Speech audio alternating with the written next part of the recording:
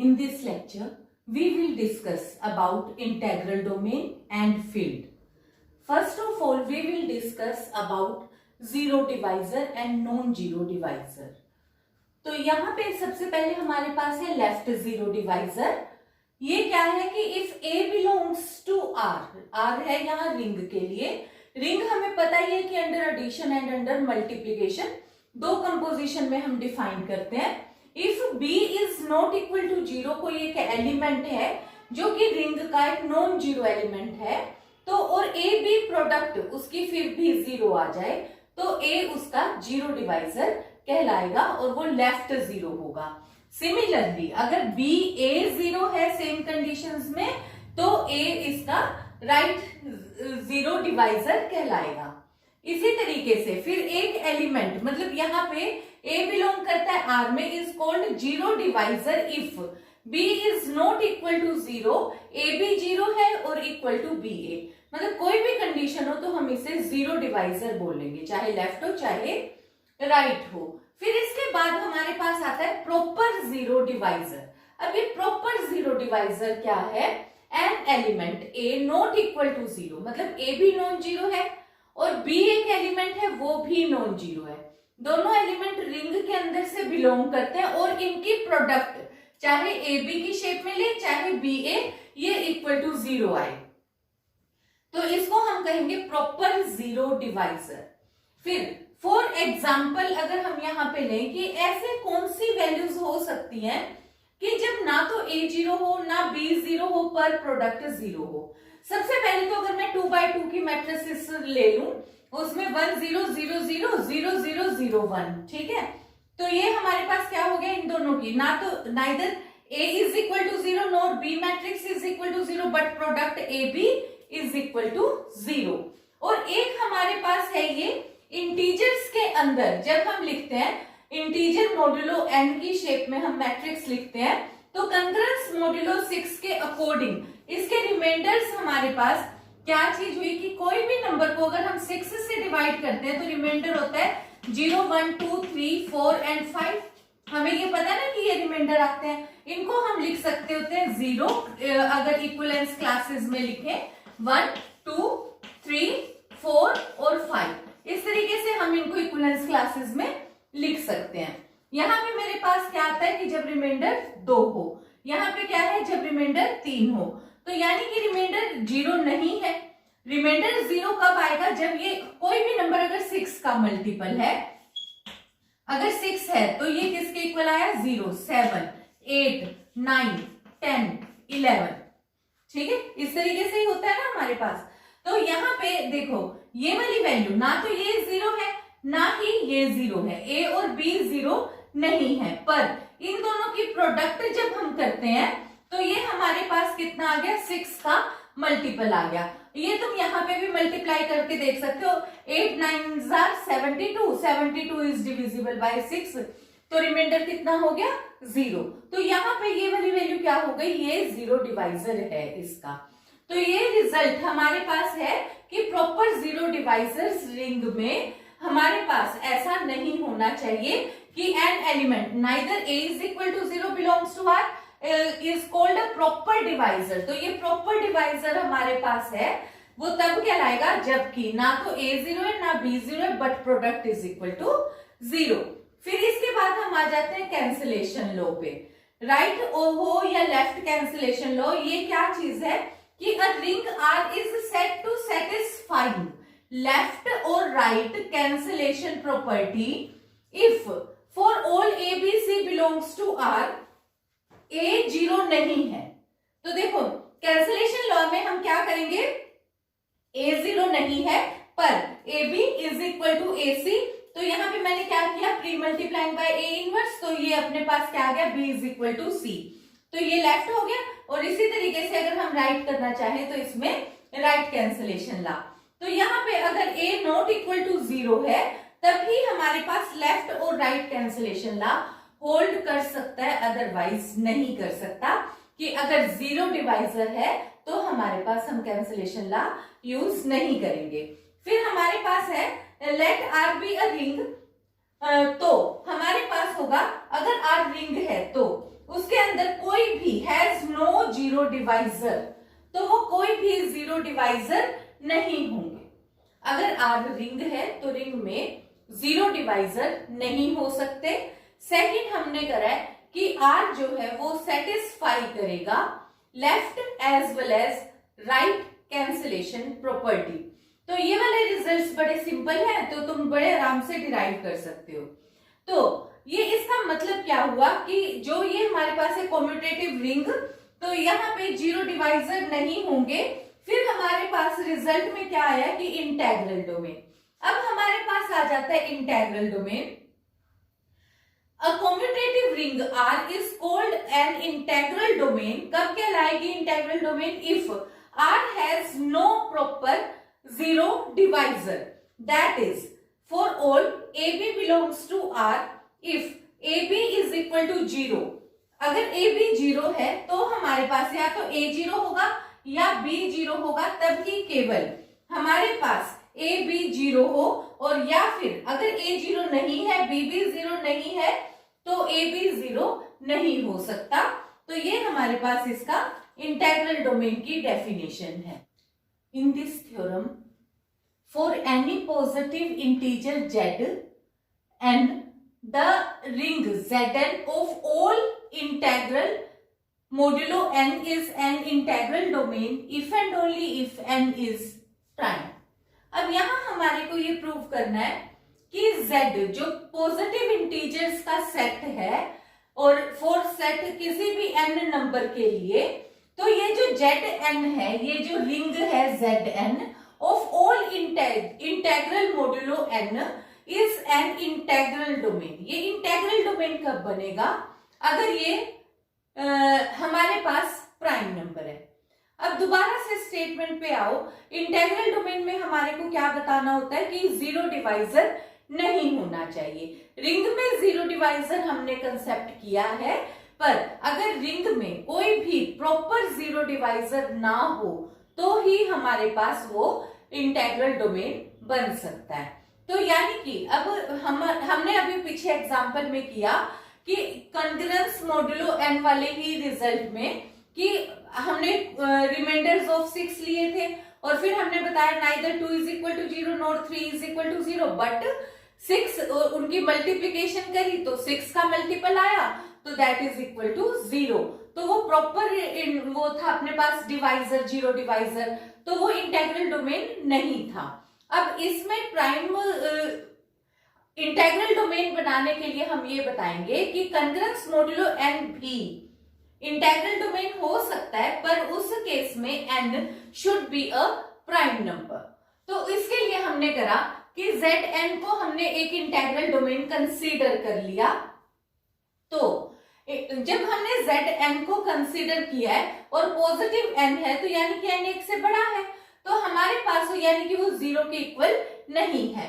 तो हमने यहाँ पे फिर वैल्यू कंसीडर करी कि n मान लेते हैं हम कि इंटेग्रल डोमेन तो कंसीडर कर लिया मॉडुलो n के लिए, पर हमने ये कंसीडर कर लिया कि ये प्राइम नंबर नहीं है। अगर ये प्राइम नंबर नहीं है तो उस केस में हमारे पास क्या आएगा, यानी कि कंपोजिट नंबर है, यानी कि किन्हीं दो नंबर का प्रोडक्ट है। तो मैंने n को ले लिया is equal to p into Q for some p and q। तो ये वेयर p और q कहाँ पे बिलोंग करते हैं? 1 से n के बीच में लाई करते हैं। तो यहाँ पे अपने पास है, so we have p into Q, इनकी प्रोडक्ट किसके बराबर हो जाएगी? n के इक्वल हो जाएगी, और n किसके इक्वल आ गया? n इज इक्वल टू 0 के इक्वल आ गया। यानी कि ना तो मेरे पास p 0 था ना q 0 था, लेकिन मेरे पास क्या आ गया? इनकी तो प्रोडक्ट 0 आ गई। तो इसका मतलब मेरे पास क्या हो गया कि इसके अंदर तो जीरो डिवाइजर है, जीरो डिवाइजर है तो ये प्राइम नहीं हो सकता, इंटेग्रल डोमेन नहीं हो सकता। तो यानी कि अगर इंटेग्रल डोमेन होना है तो इसको जीरो डिवाइजर नहीं होना चाहिए, यानी उस केस में n क्या हो गया हमारे पास? n is a prime integer. अब दोबारा से आ जाओ। अब मैंने क्या कंसीडर कर लिया कि Zn for a prime number consider कर लिया n के लिए, मतलब मैंने कंसीडर किया कि n एक प्राइम नंबर है, और अब मुझे इसको इंटेग्रल डोमेन बताना है, यानी कि मुझे बताना होगा कि इसके अंदर कोई भी जीरो डिवाइजर नहीं है। तो मैंने यहाँ पे ले लिया कि a और b दो एलिमेंट्स कंसीडर करें Zn के, जिसमें से कि किसी का भी यहाँ पे जीरो डिवाइजर नहीं है एक्सेप्ट जीरो डिवाइजर। तो अब हमारे पास अगर a और b की प्रोडक्ट जीरो हो जाती है, neither a zero nor b zero, तो मेरे पास अब क्या हो जाती है, पर मैं मान लेती हूँ कि प्रोडक्ट जीरो हो गई। अगर प्रोडक्ट जीरो हो गई ए बी, तो यानी कि इसका मतलब क्या हुआ, a into B is equal to zero हुआ, और a इंटू बी फिर यानी कि जो ये मेरे पास n नंबर है, n क्या हुआ कि n मतलब मैंने तो n डिवाइजर n जो हमारे पास कंकरेंस मॉड्यूलो n के ही दो रिमाइंडर्स मैंने लिए थे a और b, तो यानी कि उन दोनों की प्रोडक्ट से मेरे पास वैल्यू यानी कि n a b को डिवाइड करता है, पर मुझे तो पता है n प्राइम नंबर है, n प्राइम नंबर है तो इसका मतलब है ना तो a डिवाइड कर सकता है n को, ना ही b डिवाइड कर सकता n को। तो ये n कैसे डिवाइड कर रहा है a b को, तो इसका मतलब हमारे पास हो गए both the cases are not possible. तो इसका मतलब क्या हुआ कि इसके अंदर कोई भी प्रॉपर जीरो डिवाइजर नहीं है, और इसका मतलब फिर हमारे पास क्या हो गया, Zn is an integral domain. Now a commutative ring R with identity 1 which is not equal to 0 is an integral domain if cancellation law holds for multiplication. तो अब यहाँ पे हमारे पास अब रिजल्ट में है क्या कि अपने को हमने सबसे पहले कंसीडर कर लिया कि जो R रिंग है वो इंटेग्रल डोमेन है, यानी कि इंटेग्रल डोमेन है तो इसके अंदर कोई भी जीरो डिवाइजर नहीं है। फिर अब मैंने तीन एलिमेंट्स कंसीडर करे, A B C belongs to R and A is not equal to zero, और फिर मैंने ले लिया A B is equal to A C है, तो इधर से फिर यहाँ पे मैं माइनस ले आऊंगी इक्वल टू जीरो, तो ये रिजल्ट मैं लिख सकती हूँ A into B minus C is equal to zero. और फिर मैंने यहाँ पे अब ये रिजल्ट क्या हुआ, either a is equal to zero और b minus C is equal to zero. अब a तो जीरो है नहीं, तो इसका मतलब मेरे पास ओनली पॉसिबिलिटी क्या बचती है, b minus C is equal to zero, that is left cancellation law मेरे पास होल्ड करता है।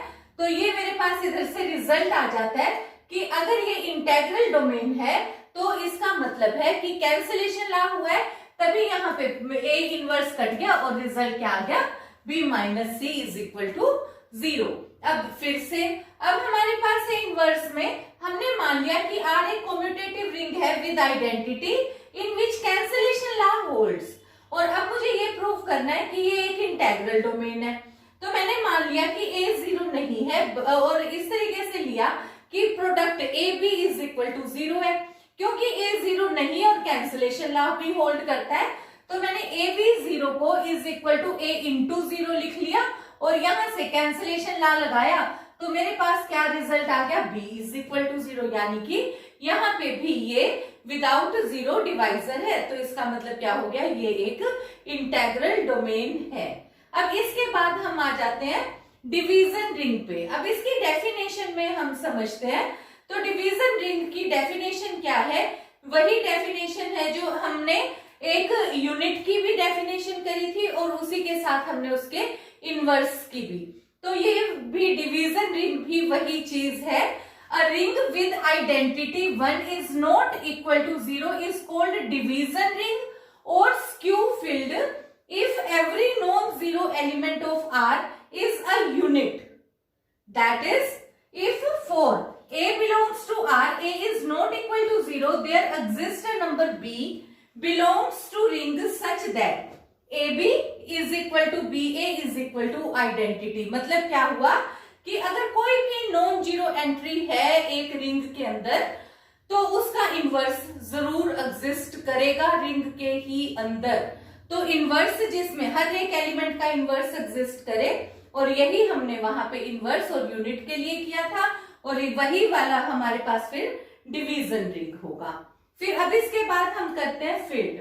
अब देखो जो ये हमारे पास फील्ड है, हमने ग्रुप अंडर एडिशन हमने करा, group under addition, group under multiplication. तो तुम्हारे को पता है कि ग्रुप अंडर एडिशन में हमने चार प्रॉपर्टीज करी थी, closure, associative, existence of identity, existence of inverse. पांचवी हमने करी थी कम्यूटेटिव। फील्ड के लिए ये पांच प्रॉपर्टीज A1 से A5 तक और इसी तरीके से मल्टीप्लिकेशन में m1 से m5 तक जरूरी है। किसी भी सिस्टम को फील्ड बनने के लिए a1 से a5 तुम समझ गए कि कौन सी property, closure associative, existence of identity, existence of inverse plus commutative. यही पांचों प्रॉपर्टी अंडर एडिशन, यही पांचों प्रॉपर्टीज अंडर मल्टीप्लिकेशन। तो ये हो गई 10 प्रॉपर्टीज। अब आ गई 11वीं प्रॉपर्टी। अब 11वीं प्रॉपर्टी होती है डिस्ट्रीब्यूटिव प्रॉपर्टी। तो अगर कोई भी सिस्टम ये 11 प्रॉपर्टीज सेटिस्फाई करता है तो वो फील्ड बन जाता है। अब देखो रिंग में हमने कितनी प्रॉपर्टीज प्रूव करी है, 8। 9वीं हो गई कम्यूटेटिव रिंग, ठीक है। फिर हमने करा रिंग विद यूनिटी, तो वो हो गई 10वीं। और 11वीं कौन सी हो गई, अगर हमने कह दिया डिवीजन रिंग। तो इसका मतलब क्या हुआ कि a commutative division ring is called a field. तो क्योंकि यूनिटी तो हमने कहा ही है कि विद आइडेंटिटी, ठीक है। तो यहाँ पे अगर कोई भी कम्यूटेटिव रिंग है तो डिवीजन रिंग का मतलब ही यही है कि A B is equal to 1 is equal to B A, यानी कि उसमें आइडेंटिटी भी है, उसमें इनवर्स भी है। तो इसमें क्या हो गया, a commutative division ring is called a field. तो फील्ड में ये 11 प्रॉपर्टी, अगर तुम्हें चेक करना है कि कोई भी सिस्टम फील्ड है तो ये 11 प्रॉपर्टीज तुम्हें चेक करनी पड़ेगी। तो फिर हम अपने पास कौन कौन से सिस्टम फील्ड बनाते हैं, देखो रैशनल नंबर, रियल नंबर और कॉम्प्लेक्स नंबर ही केवल फील्ड बना पाते हैं। अब इसमें भी हमारे को थोड़ी सी कंफ्यूजन रहती है, क्योंकि हमने कहा है कि 1 should not be equal to 0, मतलब कोई भी एलिमेंट 0 तो रैशनल नंबर में भी है, रियल में भी है, कॉम्प्लेक्स में भी है। तो हम यहाँ पे देखो 0 ना ले तो हमारे पास एडिटिव आइडेंटिटी की प्रॉब्लम आ जाती है, और 0 होता है तो उसका इनवर्स एग्जिस्ट नहीं करता। तो हम स्पेशल मेंशन कर देंगे कि पहले तो अंडर एडिशन तो हम सारी properties as it is solve कर देंगे। अंडर मल्टीप्लिकेशन में जब हम इनवर्स लेने लगेंगे तब हम वहां पे स्पेशल मेंशन कर देंगे कि सिर्फ और सिर्फ एक 0 एलिमेंट ऐसा है जिसका इनवर्स एग्जिस्ट नहीं करता, पर हम इसको एक्सेप्शनल केस के तौर पे अपने क्वेश्चन में ऐड करके रखेंगे। तो फिर यहाँ पे इसके अलावा हमारे पास और कोई नंबर नहीं है जिसके के लिए हमारे पास Q, R और C डिवीजन रिंग है, और यही हमारे पास फील्ड है। तो अब हमारे पास ये बताना है कि क्या कोई ऐसा डिवीजन रिंग हो सकता है जो कि फील्ड ना हो।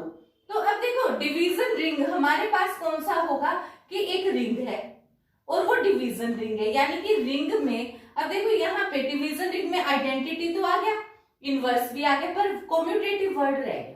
तो यानी कि हमें अब ऐसा ढूंढना पड़ेगा कि जिसमें कम्यूटेटिव लॉ होल्ड ना करता हो, और हमें पता है मैट्रिसेस में होल्ड नहीं करता। तो तुम इन जनरल कोई भी मैट्रिसेस ले सकते हो। वैसे मैंने यहाँ पे जस्ट एक एग्जांपल ले ली, R alpha beta, beta alpha conjugate यहाँ पे और with negative sign, where alpha beta का कंजुगेट हमने ये रिजल्ट लिया, और जो ये M2 मतलब मैट्रिक्स है 2/2 की अंडर कॉम्प्लेक्स, ये जो नंबर्स हैं हमारे पास कॉम्प्लेक्स नंबर्स है। तो इसके अलावा भी तुम जो मर्जी चाहो एग्जांपल ले सकते हो, क्योंकि गिवन एग्जांपल है तो तुम्हारी मर्जी की एग्जांपल होगी। तो इसमें मैंने यहाँ पे 4 एग्जांपल, एक ए को ये कंसीडर किया, बी को ये कंसीडर किया, इनको मल्टीप्लाई करके देखा तो यहाँ पे एक रिजल्ट मेरे पास ये आ गया, और बी ए को मल्टीप्लाई किया तो ये रिजल्ट आ गया, बोथ आर नॉट इक्वल। तो यानी कि इस सिस्टम में कम्यूटेटिव लॉ होल्ड नहीं करता। तो इस रिजल्ट को फिर हम क्या लिखेंगे कि यानी कि एक ये डिवीजन रिंग है जो कि फील्ड नहीं है। तो that is all for today, thank you.